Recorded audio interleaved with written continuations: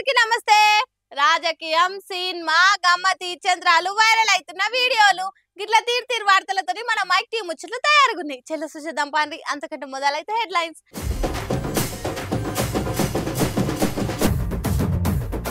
CM చెప్పిన బుగులు వార్తలేరు వ్యాపారులు. వడ్లు కొనమని రైతులను ఆగం పట్టిస్తున్నారు. జనసేనదే గిలాస గుర్తు ఖాయమైనట్టేగా విజయం పెడుతూ. ఆర్టీసోలకు ఎండ దెబ్బ. సిటీలా బస్సుల ట్రిప్పులు తగ్గినాయబ్బా.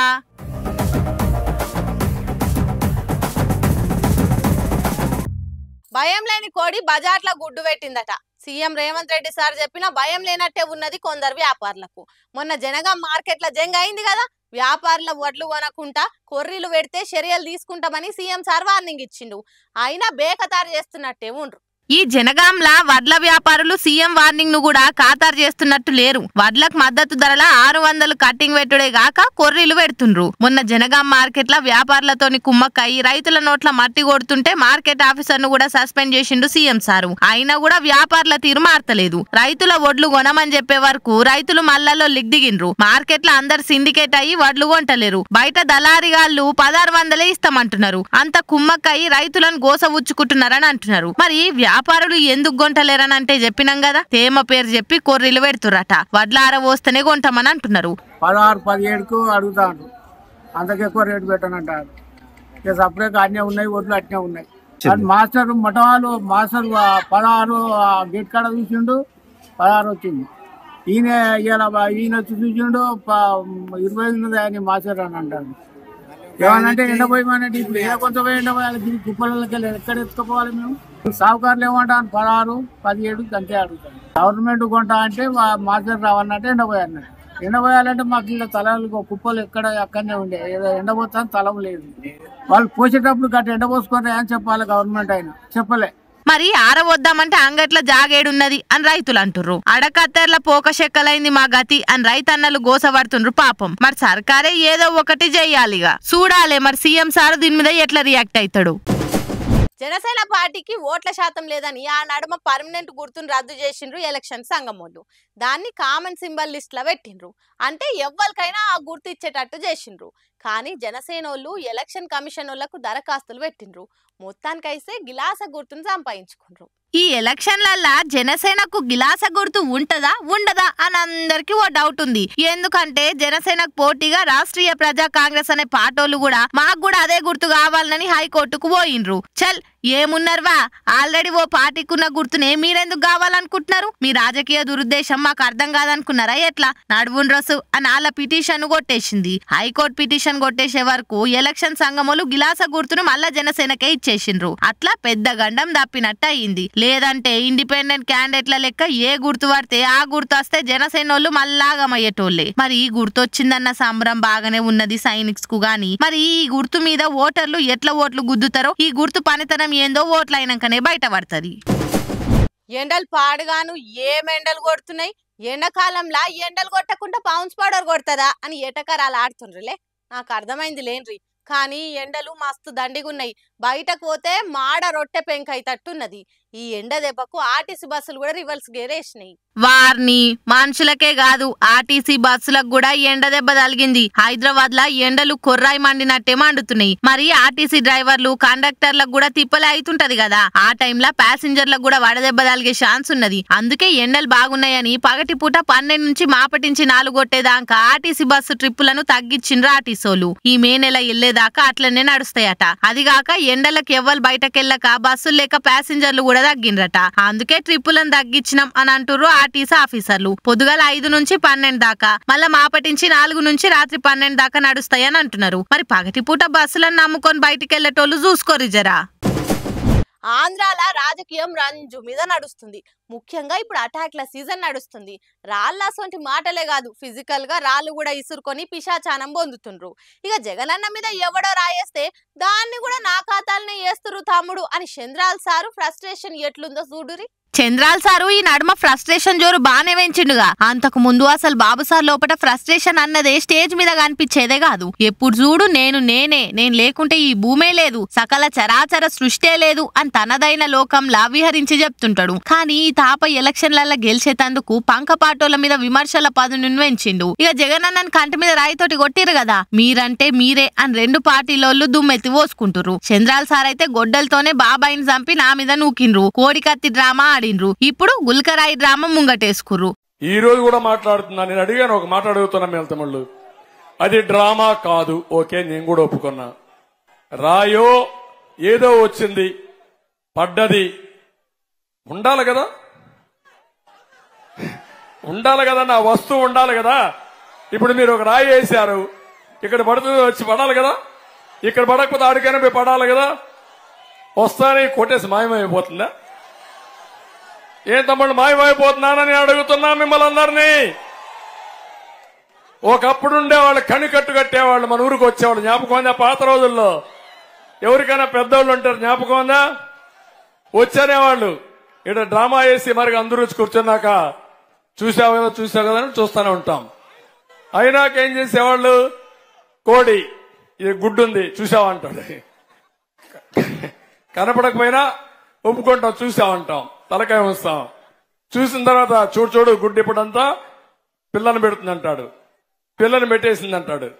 మళ్ళా మనం చూసా కానీ ఎవరు మాట్లాడాం, ఎగరతా ఉందంటాడు, అక్కడ పోతాం చూడమంటాడు, చూస్తాం కనపడదు, అది కనికట్టు. మ్యాజిక్, ఇప్పుడు లేటెస్ట్ స్టేజ్ లో మ్యాజిక్.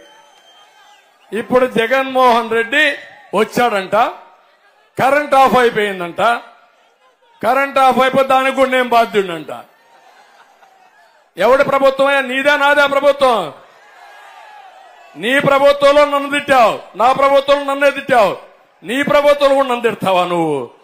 ఓకే, కరెంట్ ఆఫ్ అయింది, ఎందుకు తగలబడ్డావు కారు మీద, బస్సు మీద? ఏం చేస్తున్నారు పోలీసులు? తీసుకుపోవాలి లోపలికి. నువ్వు ఒక విఐపి కదా, ఒక ముఖ్యమంత్రి కదా, సెక్యూరిటీ సమస్య ఉంది కదా, లోపల తీసుకుపోవాలా లేదా తమ్ముళ్ళు? తీసుకుపోవాలా లేదా? తీసుకుపోరు. వాడు ఒక రాయి వేసాడంట, రాయి వేసిన తర్వాత రాయి తగిలింది, తగలతానే ప్లే కార్డ్స్ వచ్చాయి ముందర. మీరు చూసారా బస్సు ముందర? నా మీద రాస్తూ 5 నిమిషాల్లో ప్లే కార్డ్స్ బస్సు ముందర ఉన్న ధర్నా. డ్రామా కాకపోతే ఏంటే? డ్రామా మాస్టరు, నీ డ్రామా కథలు అయిపోయినాయి, ప్రజలకు తెలిసిపోయింది, ఇంక నో మోర్ డ్రామా. నీ డ్రామా నమ్మరు, ఆ విషయం నువ్వు గుర్తుపెట్టుకోమని హెచ్చరిస్తున్నా.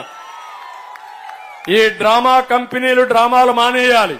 మరి సార్కొచ్చిన కోపం చూస్తేనైతే బీపీ బాగానే పెరిగినట్టే అనిపించింది. ఊకొండ్రి సార్ ఊకొండ్రి, లోకులు కాకులు, మీ అసొంటి సెల్ పోలను పుట్టించిన ఐటీ చెట్టుకే గిసొంటి రాళ్ల దెబ్బలు సారు. చెట్టు ఎన్ని దెబ్బలు తిన్నా పనులిచ్చుడు ఎట్లా ఆపదో, మీరెన్ని ఆరోపణలు తిన్నా సృష్టిని క్రియేట్ చేసే పనిని అస్సలే ఆపొద్దు సారు. కీప్ కంటిన్యూడ్ అని అంటున్నారు చంద్రన్న ఇంటర్నేషనల్ ఫ్యాన్స్.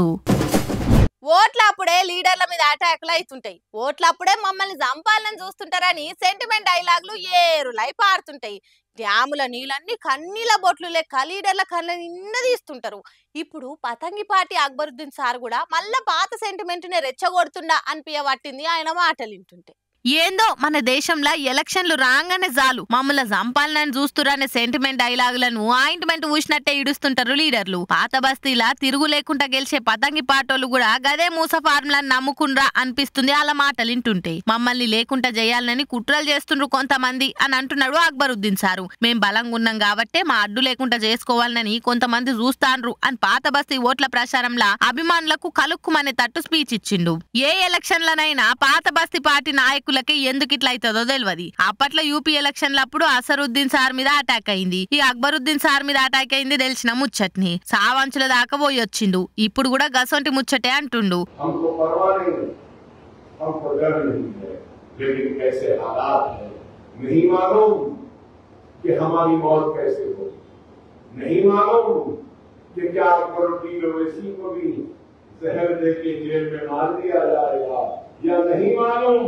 कि असदुद्दीन ओवैसी अकबरुद्दीन ओवैसी को भी जेल में डालकर दवाखाने को बताने के नाम पर गोली मार दी जाए, नहीं मालूम। ఒకవేళ మమ్మల్ని జైలుకు పంపినా వైద్యం పేరుతోటి స్లో పాయిజన్ ఇచ్చి పానం తీసినా తీస్తుండొచ్చు అని అనుకొచ్చిండు, లేకుంటే తుపాకి తోటి కాల్వచ్చు, కానీ నేను గట్టి పిండాన్ని అని అంటున్నాడు. హైదరాబాద్ లో ఎవరెన్ని ప్రయత్నాలు చేసినా గెలుపు మాదే అని ఇండైరెక్ట్ గా బీజేపీ మాధవక్కకు కౌంటర్ ఇస్తుండు. మరి పతంగి పాటోలు ఎవ్వరు పవర్లుంటే ఆళ్ల సంఖ్య ఎక్కే బాపతి, మైనారిటీ ఓట్ల కోసం ఏ పార్టీ పవర్లున్నా ఆళ్ల మీద ఈగ వాళ్ళది. అసోంటిది అక్బరుద్దీన్ ఎందుకు ఇట్లా మాట్లాడిండు, ఎన్నికలలో గెలిచే ఎత్తుగడనేనా అనే డౌట్ అనుమానాలు వస్తున్నాయట చాలా మందికి. అబ్బా ఈ ఎలక్షన్లు ఓడిచినాక లీడర్లు పబ్లిక్ ఏమన్నా మంచి చేస్తారో లేదో తెలియదు కానీ ఎలక్షన్ల టైంలో సభలు పెట్టి రోజు కూలి ఇంత బిర్యానీ పొట్లం ఇస్తే ఓ మందు సీసా ఇచ్చి బాగానే వాడుకుంటారు. ఏం దక్కో ఒక్క మీటింగ్కి పోయినా ఒక రోజు కూలి జేబులో పడుతుంది. గిట్లనే కాదు, ఈ ఎలక్షన్లప్పుడు సిరిసిల్ల నేతన్నలకు అక్కలకు సుత బాగానే ఆసరైతురట. అగో అదెట్లా అంటారా, ప్రచార జెండాల నుంచి పార్టీ కండువాలు అన్ని గాడిని తయారైతాయి కదా, అట్లా అక్కడోళ్లకు బానే ఉపాధి అందుతుందని మస్తు ఖుషి అవుతుర్రు. ఎలక్షన్లప్పుడు అందరికేమో గాని నేతన్నలకు బానే పని పడుతుంది. ఎందుకంటే ఎన్నికల ప్రచారంలా కార్యకర్తలు వేసుకునే టోపీలు, కండువాలు, టీషర్ట్లు, ప్రచారానికి వాడే బ్యానర్లు అన్ని గీళ్లే తయారు చేయాలి నాయే. అయితే ఈ పని అంతా సిరిసిల్లలనే నడుస్తుంది. ఇక అక్కడోళ్ళు ఖాళీ లేకుండా రోజు కూలి చేట్ల పడుతుంది. అంటే దేశంలో అవుతున్న పార్లమెంట్ ఎన్నికలు మళ్ళా పక్క రాష్ట్రంలో అవుతున్న అసెంబ్లీ ఎన్నికలు చేయంగా సిరిసిల్ల నేతన్నలకు చేతి నిండా పని కల్పిస్తున్నాయి. ఇక అన్నల చేతి కింద ఆడోళ్ళు సుత ఇదో అదో పని చేసుకొని ఇంత కూలి నాలి సంపాదించుకుంటారు. ఇది వరకు అక్క చెల్లెళ్ళు చాలా మంది బీడీలు చుడుతుండే, కానీ కొన్ని దినాల సంది ఆ బీడీలు చుట్టే పని కూడా తక్కువై అక్కడ ఆడోళ్లకు ఏం పని లేకుండా పోయింది. ఇంకో దిక్కు నేతన్నలకు పని కూడా చక్కగా లేక నేతన్నల కుటుంబాలకు మస్తు తక్లీఫ్ అవుతుందట. ఈ టైంలోనే గిట్లా ఎలక్షన్లు చేయంగా దగ్గర 300 నుండి 400 కుటుంబాలకు రోజు పని దొరికినట్టు అవుతుంది. మళ్ళా దేశంలో ఏడ ఎలక్షన్లైనా ఆయా పార్టీలకు అక్కరకొచ్చే ప్రచార సామాగ్రి ప్రతి ఒక్కటి సిరిసిల్లలనే తయారైతదాయే. ఆడసుత ఎక్కువ ఆడోళ్లే పని చేస్తుంటారు. దీంతో పని లేకుండా పోయిన ఆడోళ్ళందరికీ ఎన్నికల పుణ్యమాని ఇంత కైకిల్ దొరికింది. ఈ పని లేకుంటే మేము పెట్టికోట్లు గుట్టో పూలల్లో గిసొంటి పనులు చేసి రోజంతా కష్టపడ్డా 100 రూపాయలు కూడా మిగిలకపోతుండే. కానీ సామాగ్రి పని దొరికేసరికి రోజుకు 300 నుండి 500 దాకా సంపాదించుకుంటున్నామని అక్కలంతా మురువబట్టిర్రు.